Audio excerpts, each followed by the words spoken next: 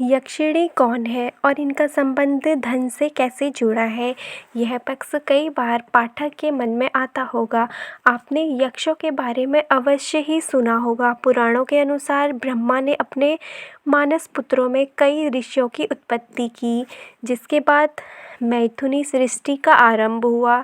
दक्ष की कई पुत्रियों के पति बने कश्यप ऋषि और उन्हीं से देव, दानव, नाग, किन्नर, गंधर्व और यक्ष यक्षिणी की उत्पत्ति हुई।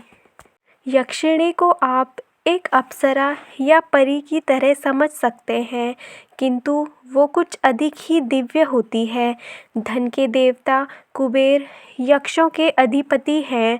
इस नाते यक्षिणी उनकी पत्नियां हैं, जो यक्ष के धन की रक्षा करती हैं और उनका देखभाल करती हैं। अब मन में सवाल आता होगा कि धन की देवी तो लक्ष्मी है, फिर यक्ष या यक्षिणी इसके मालिक कैसे हुए?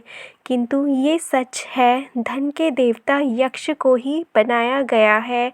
एक पौराणिक कथा के अनुसार देवी लक्ष्मी ने भी कभी यक्ष से धन उधार लिए थे। हालांकि पुराणों में ये भी जिक्र है कि देवी लक्ष्मी के वरदान से ही धन की प्राप्ति होती है और यक्ष को धन संभालने की जिम्मेदारी दी गई है। धन का संबंध यक्ष से होने के कारण इसका संबंध स्वतः ही यक्षिणी से हो जाता है। यक्ष ने कुछ अधिकार यक्षिणी को भी दे रखे हैं कि वो अपने साधक और भक्त को धन प्रदान करे। यक्षिणी के बारे में कुछ और भी बातें प्रचलित हैं। यक्षिणी हिंदू पौराणिक कथाओं और तंत्र शास्त्र में एक प्रकार की राक्षसी शक्ति का वर्णन होता है। यक्षिणी एक दुर्जेय शक्ति होती है जो लोगों के जीवन को प्रभावित कर सकती है और उन्हें परेशान कर सकती है।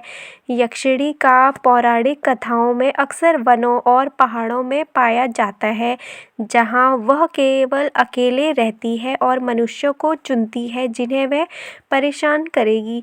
पौराणिक काल में इनमें से कुछ यक्षिणियों को लोग अपने आशीर्वाद और रक्षा के लिए पूजते थे, जबकि दूसरी उनके शत्रु थे। यक्षिणी एक शक्तिशाली और विद्वेष पूर्ण शक्ति होती है जो कई प्रकार से व्यक्ति को परेशान कर सकती है। उनमें से कुछ यक्षिणियाँ मनुष्यों की शारीरिक शक्ति को नष्ट करती हैं, जबकि दूसरी उनके मन और विचारों पर प्रभाव डालती है। यक्षिणी को दूर करने के लिए कुछ तंत्रों और मंत्रों का उपयोग किया जाता है। इनमें से कुछ मंत्र अधिक प्रभावी होते हैं जब वे विशेष तरीके से उच्चारण किए। पुराणों के अनुसार कुछ प्रमुख यक्षिणी इस प्रकार हैं: विचित्रा, विभ्रमा, हंसी, भिक्षिणी, जनरंजिका, विशाला, मदना, घंटा, कालकर्णिका, महामाया, महेंद्री, शंखिनी, चांद्री, शमशानी, वटयक्षिणी, मेखला, विकला, लक्ष्मी, कामिनी, शतपत्रिका, सुलोचना, सुभोना, कपाली, विलसिनी, नटी, कामेश्वरी, स्वर्णरेखा, सूरसुंदरी, मनोहरा, प्रमोदा, रागिनी, नखकेशिका, नेमिनी, पाहिनी, स्वर्णवती, ऋतिप्रिया। ये हैं 36 यक्षिणियाँ जिनके मैंने आप लोगों को नाम बताए। यक्षिणी साधना में आहन, विसर्जन मुद्रा, गंध पुष्प अर्पण मुद्रा तथा सबसे प्रमुख क्रोध मुद्रा, ये सभी मुद्राएं अलग अलग हैं। इनका पालन करते ही साधना करनी चाहिए। कहते हैं कि यक्षिणियाँ सकारात्मक शक्तियाँ हैं तो पिशाचिनियाँ नकारात्मक। बहुत से लोग यक्षिणियों को भी किसी भूत प्रेतनी की तरह मानते हैं, लेकिन यह सच नहीं है। रावण के सौतेला भाई कुबेर एक यक्ष थे, जबकि रावण एक राक्षस। महर्षि पुलस्त्य के पुत्र विश्वा की 2 पत्नियां थीं, इलविला और केकसी। इलविला से कुबेर और केकसी से रावण। विभीषण कुंभकर्ण का जन्म हुआ इलविला यक्ष जाति से थी तो केकसी राक्षस। जिस तरह प्रमुख 33 देवता होते हैं उसी तरह प्रमुख 8 यक्ष और यक्षिणियाँ भी होते हैं। गंधर्व और यक्ष जातियाँ देवताओं की ओर थी तो राक्षस दानव आदि जातियाँ दैत्यों की ओर। यदि आप देवताओं की साधना करने की तरह किसी यक्ष या यक्षिणियों की साधना करते हैं तो ये भी देवताओं की तरह प्रसन्न होकर आपको उचित मार्गदर्शन या फल देते हैं। उल्लेखनीय है कि जब पांडव दूसरे वनवास के समय वन भटक रहे थे तब एक यक्ष से उनकी भेंट हुई जिसने युधिष्ठिर से विख्यात यक्ष पक्ष किए थे। उपनिषद की एक कथा अनुसार एक यक्ष ने ही अग्नि, इंद्र, वरुण और वायु का घमंड चूर चूर कर दिया था। यक्षिणी साधक के समक्ष एक बहुत ही सौम्य और सुंदर स्त्री के रूप में प्रस्तुत होती है। किसी योग्य गुरु या जानकार से पूछकर ही यक्षिणी साधना करनी चाहिए। यहाँ प्रस्तुत है यक्षिणियों की चमत्कारिक जानकारी। यह जानकारी मात्र है, साधक अपने विवेक से काम ले। शास्त्रों में अष्ट यक्षिणी साधना के नाम से वर्णित यह साधना प्रमुख रूप से यक्ष की श्रेष्ठ रमणियों की है। ये है 8 यक्षिणियों के नाम।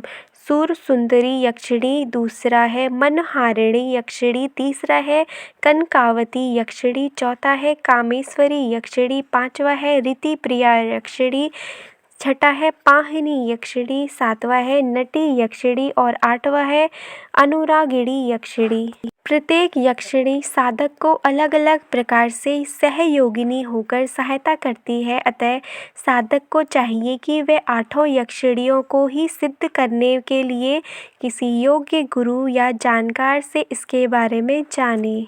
पहली यक्षिणी है सूर सुंदरी यक्षिणी। इस यक्षिणी की विशेषता है कि साधक उन्हें जिस रूप में पाना चाहते हैं वह प्राप्त होती ही है, चाहे वह माँ का स्वरूप हो, चाहे वह बहन या प्रेमिका का। जैसी रही भावना जिसकी वैसी ही रूप में वह उपस्थित होती है या स्वप्न में आकर बताती है। यदि साधना नियम पूर्वक अच्छे से उद्देश्य के लिए की गई है तो वह दिखाई भी देती है। यह यक्षिणी सिद्ध होने के पश्चात साधक को ऐश्वर्य, धन संपत्ति आदि प्रदान करती है। देव योनि के समान सुंदर सुडौल होने से कारण इसे सूर सुंदरी यक्षिणी कहा गया है। दूसरी यक्षिणी है मनहारिणी यक्षिणी। मनहारिणी यक्षिणी सिद्ध होने के बाद यह यक्षिणी साधक के व्यक्तित्व को ऐसा सम्मोहक बना देती है कि वह दुनिया को अपने सम्मोहन पाश में बांधने की क्षमता हासिल कर लेता है। वह साधक को धन आदि प्रदान कर उसे संतुष्ट करती है। मनहारिणी यक्षिणी का चेहरा अंडाकार, नेत्र हरिण के समान और रंग गोरा है। उनके शरीर से निरंतर चंदन की सुगंध निकलती रहती है। तीसरी यक्षिणी है कनकावती यक्षिणी। कनकावती यक्षिणी को सिद्ध करने के पश्चात साधक में तेजस्विता तथा प्रखरता आ जाती है। फिर वह विरोधी को भी मोहित करने की क्षमता प्राप्त कर लेता है। यह यक्षिणी साधक की प्रत्येक मनोकामना को पूर्ण करने में सहायक होती है। माना जाता है कि यह लाल रंग के वस्त्र धारण करने वाली 16 वर्षीय बाला स्वरूपा है।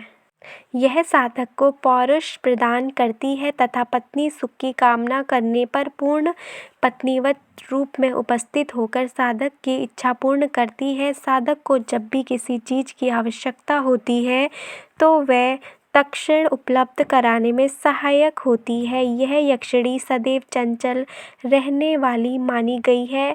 इसकी यौवन युक्त देह मादकता छलकती हुई बिंबित होती है।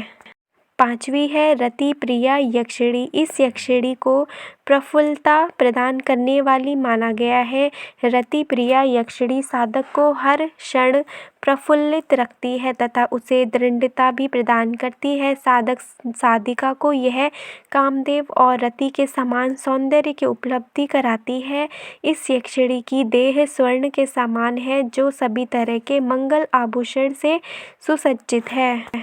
छठी है पद्मिनी यक्षिणी। पद्मिनी यक्षिणी अपने साधक में आत्मविश्वास व स्थिरता प्रदान करती है तथा सदैव उसे मानसिक बल प्रदान करती हुई उन्नति की ओर अग्रसर करती है। यह हमेशा साधक के साथ रहकर हर कदम पर उसका हौसला बढ़ाती है। श्याम वर्णा, सुंदर नेत्र और सदा प्रसन्न चित्र करने वाली यह यक्षिणी अत्यक्षिक सुंदर देह वाली मानी गई है।